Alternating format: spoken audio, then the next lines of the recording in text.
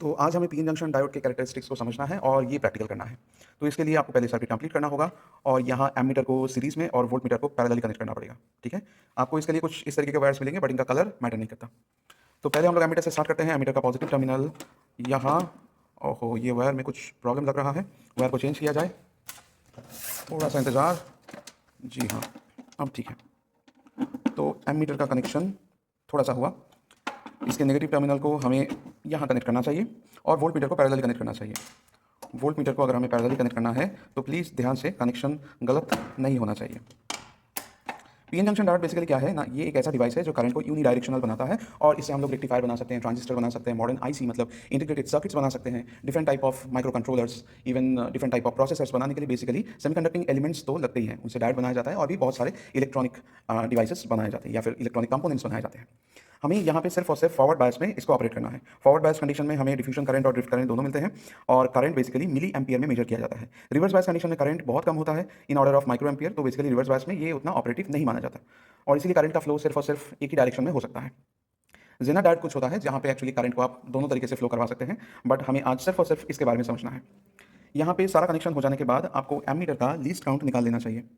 Ammeter में basically ऊपर की तरफ जो नंबर्स लिखे हैं ये फॉरवर्ड बायस कंडीशन के लिए, नीचे में जो नंबर्स हैं वो रिवर्स बायस कंडीशन के लिए। तो 0 और 2 के बीच में कितने डिवीजन हैं? 10 डिवीजन। तो लीस्ट काउंट कितना होगा? 0.2 milli ampere per division. Volt meter की बात करें तो 0 और 0.5 के बीच में कितने डिवीजन हैं? 10 डिवीजन। तो इसका मतलब लीस्ट काउंट 0.05 वोल्ट पर डिवीजन। इसके बाद नॉब को चेक कर लेना है कि मिनिमम कंडीशन पे होना चाहिए और ये स्विच ऑन कर लेने हैं। इसके बाद आपको धीरे धीरे ये नॉब को रोटेट करना है और 15-16 रीडिंग तो चाहिए अच्छा ग्राफ बनाने के लिए। थोड़ा सा रोटेट करने से आपको वोल्ट मीटर का रीडिंग मिल जाएगा। जब भी आप रीडिंग दें आपका आंख परपेंडिकुलर होना चाहिए with respect to that voltmeter और एमीटर। यहाँ पे बेसिकली पॉइंटर 2 डिवीजन तक गया है, इसका मतलब वोल्ट मीटर का reading 0.05 × 2, but the ammeter reading is still 0, क्योंकि वो डिप्लेशन लेयर खत्म होने में थोड़ा टाइम लगता है ना।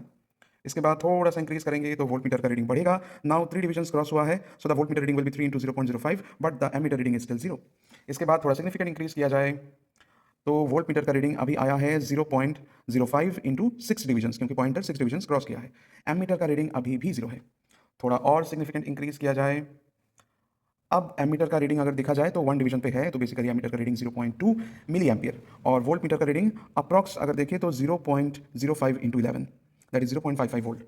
उसके बाद और थोड़ा सा सिग्निफिकेंट इंक्रीज और हमें काफ़ी ज़्यादा वैल्यू मिलेगा in the case of milliammeter. अभी करंट का value that is 10 division cross हुआ है, तो 10 × 0.2 मतलब डायरेक्टली दिख ही रहा है 2 मिली एम्पियर।